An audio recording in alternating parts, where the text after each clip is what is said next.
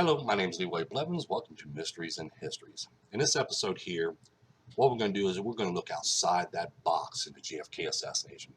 Like I said, we're going to look outside that box.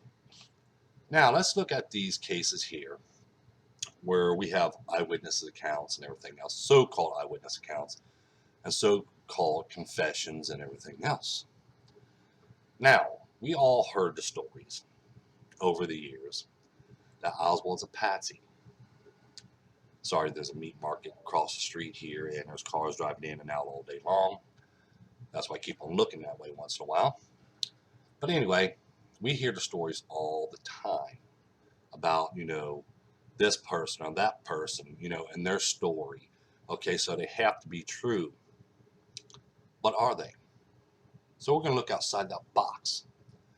Now, let's look at Beverly Oliver's story. She claims she was the babushka lady. Okay, here's a picture of Beverly Oliver, and here's a picture of Beverly Oliver on the set of the movie JFK by Oliver Stone, which she's also seen in the movie when they're filming her, this actress here, inside of a bar. You'll see Beverly Oliver in the far background. Okay, now let's look at her for a moment. She claims she was the babushka lady. Okay, she has no evidence to back it up. A story she does. But let's look at that for a minute and say she is the babushka lady. She claims that these are frames from her film. Okay, which I pointed out in my research, that these are frames from the Zapruder film, from the Orville Nix film. But she claims it was from her film. Now, if she has the evidence as she claims, okay, if she has the evidence that she claims, and she puts it all in this book right here, this is her book by Beverly Oliver. Okay, now let's think about this for a moment. Why ain't the case been reopened? Think about that for a moment. If she has the evidence that shows there was a gunman behind that picket fence, and she has all this information that she was in fact a babushka lady, why hasn't been the case reopened? If you have that kind of evidence, okay, why hold it? Why not take it to court? Why not get a lawyer, take it to court? To prove that the government is wrong about their, the Warren Commission is wrong and everything else, that you're right. Okay, don't tell us that story. Okay, only thing you're going to do is promote that book right here. Now, let's look at another one. Let's look at Jean Hill. Jean Hill says at first she was quiet, but then the government, and all this other stuff, but then she starts talking about it. And she comes out with a book as well. If you see this one right here, let's see. Is it this one here? No, it's not that one there. I think it's this one here. Yeah, Jean Hill, right here. This book here. Now, she has all this compelling evidence, as she puts it in her story. Why ain't she went ahead and had the case reopened? You see what I'm saying? Why ain't she had the case reopened? If she's got that kind of evidence. And the reason why, because they don't have that kind of evidence. But we're still looking outside that box for a moment. Now we have James Files. James Files said he was the assassin. He did the fatal headshot to JFK. He used a firebolt from behind a picket fence. Okay, why hasn't the case been reopened? Why hasn't he been charged with assassination of JFK? Here's his book. Okay, James Files right here on the bottom, if you'll see it. See? So he's got this. He's getting paid for it. And not only that book, he's got this book here too as well. He gets paid for it. He gets royalties. He's got to get royalties from this too because it's his story. Okay, if he has this location that he was at, and he took that fatal headshot, and he has the evidence and all this other stuff, why hasn't the case been reopened in the JFK assassination? And why haven't charges been filed on James Files for assassinating JFK? See, we're looking outside that box now, Okay, we're looking outside that box, and these are questions that comes to my mind. Why haven't they reopened the case? Okay, why haven't any of these people reopened the case? We are told that Oswald was charged with the murder of Officer Tippit, and then later on he was um, charged with the assassination of JFK. Okay, now what about the attempted murder against against James Tague? Remember, he was an innocent bystander. He still got hit by a stray bullet. Okay, so what about his? What about charges on Oswald for that shot, or the shot to Governor Connolly? You know, all them bullet holes through Governor Connolly. Why ain't Oswald been charged for attempted murder on his life, or attempted murder on James Tague's life? Where's them charges at? There is none. They never even filed no charges on them for Governor Connolly or James Tague. Why not? Because they can't charge somebody with something that they know for a fact did not take shots to them.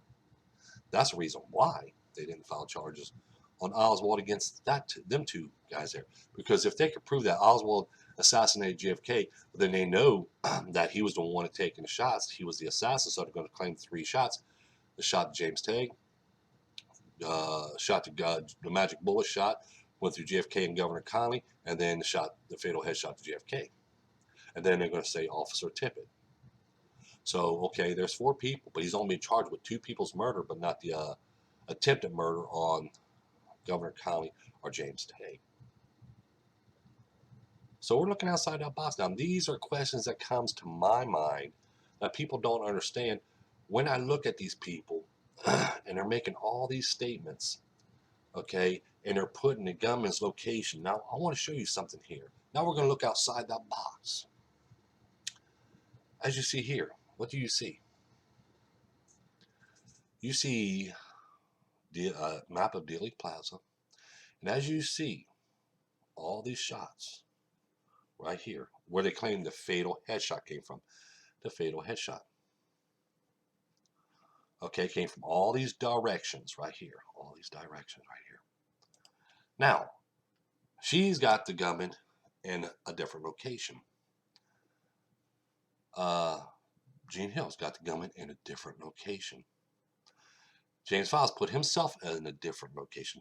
Now, what they got to gain from it? Oh, they're selling their books. You got one book here, another book here, another book here, another book here. Okay, this is the one on Ed Hoffman's story.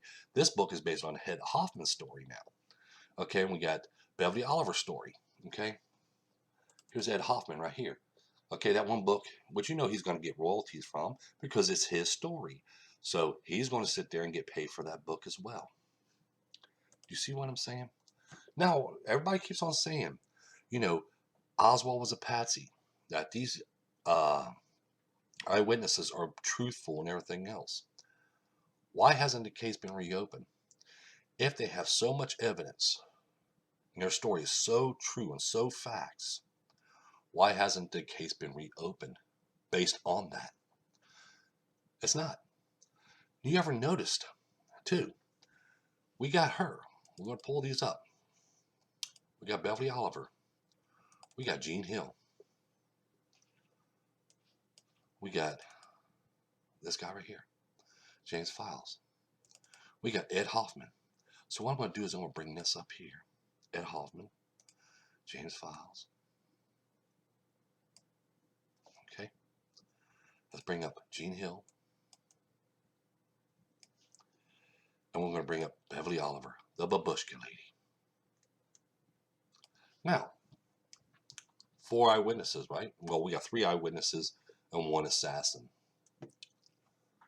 We got the assassin admit that he took the fatal headshot to JFK. But the case is not going to be reopened. He confessed to that. So charges not going to be brought upon him. We have Gene Hill, Beverly Oliver, and Ed Hoffman placing their gunmen in different locations. The gunman behind a picket fence, which is different than his location he claimed. So who is right? I ask you this.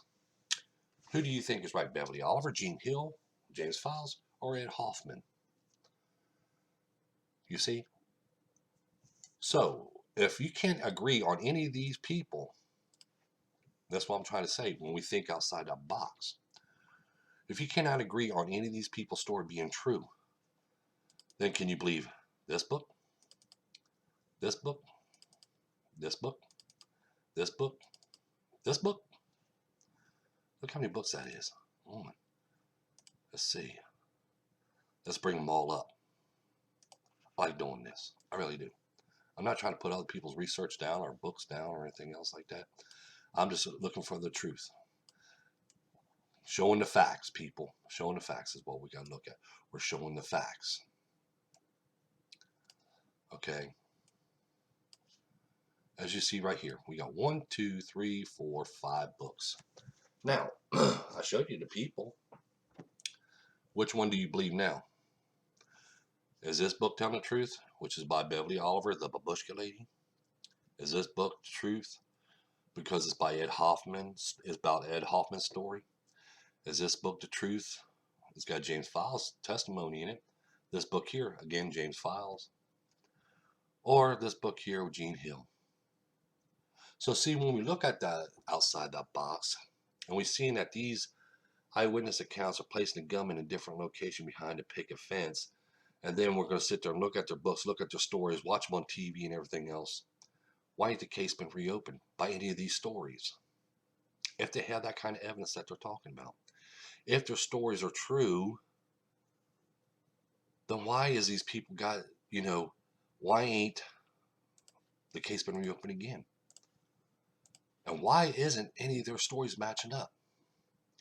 Okay, if Beverly Oliver is the Babushka Lady, she's seen, this is what I'm saying right here. That's why I'm going to pull up this map again. She's the Babushka Lady. The assassin was right here taking his shot.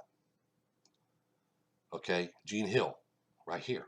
If you watch my cursor, which I'll zoom in. Let me zoom in right here. Be a lot easier. Beverly Oliver says gunman is right here. Gene Hill says gunman is over here. Ed Hoffman says the gunman's over here. James Files says he was right here. So we got Ed Hoffman here. James Files here. Beverly Oliver's right here. Gunman, I'm going to say. And Gene Hill's gunman's right here. Who are you going to believe? Well, you can't believe Beverly Oliver or Gene Hill or Ed Hoffman if you believe James Files, because James Files says I was assassin, so he should know where he was standing at. Am I correct? If Ed Hoffman is telling the truth, that means James Files is lying, Beverly Oliver's lying, Gene Hill's lying. If Beverly Oliver's telling the truth, that means James Files is lying, Ed Hoffman's lying, Gene Hill's lying, and so on and so on and so on. Do you see what I'm saying? So now I'm looking outside that box, and nothing's lining up. Nothing's lining up. Think about that one for a moment. Nothing's lining up. That's why I always said you got to look outside that box. And you got to look inside the box and outside the box. And you have to sit there and figure out who's telling the truth. That's another thing when it comes to JFK assassination, because every eyewitness story is different. Only eyewitness story that's matching fits what can be seen in the films and images. Their locations can be fit.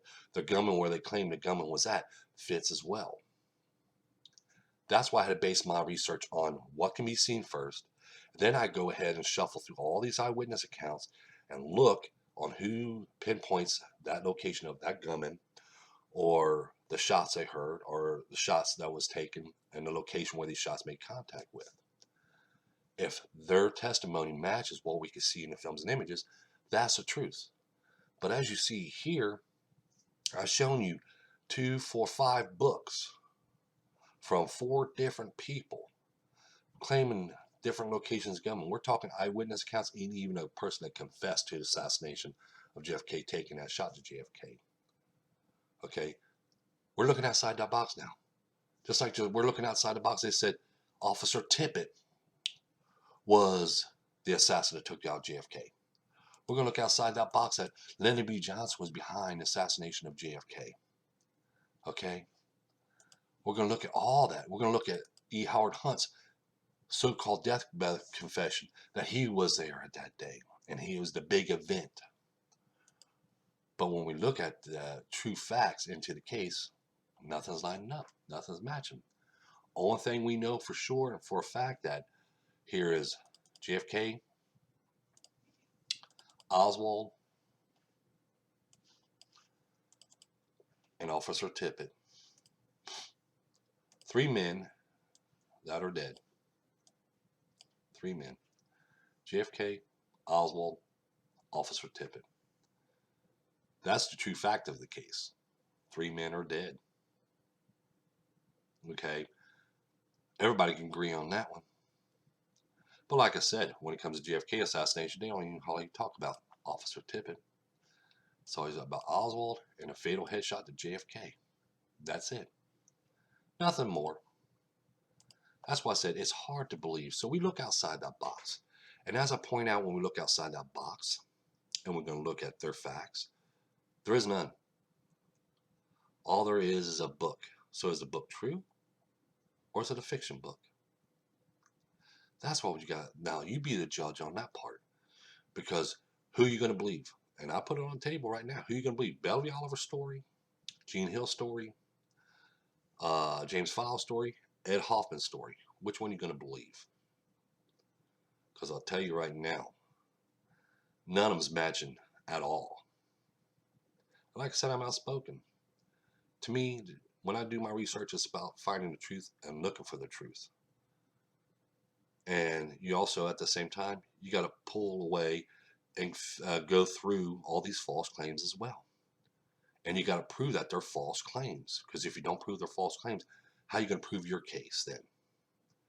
You got to disprove people so the facts can be seen, so the truth can be seen. Sorry you had to do it that way, but that's the way it is. Don't forget that like button. Don't forget to subscribe. We just got done looking outside the box. You look upon it now, and you think about it. Like I said, don't forget that like button. Don't forget to subscribe. Don't forget to tell your friends about us. Post this information, all the other information I got from my videos and social medias and stuff like that. And everyone have a pleasant day.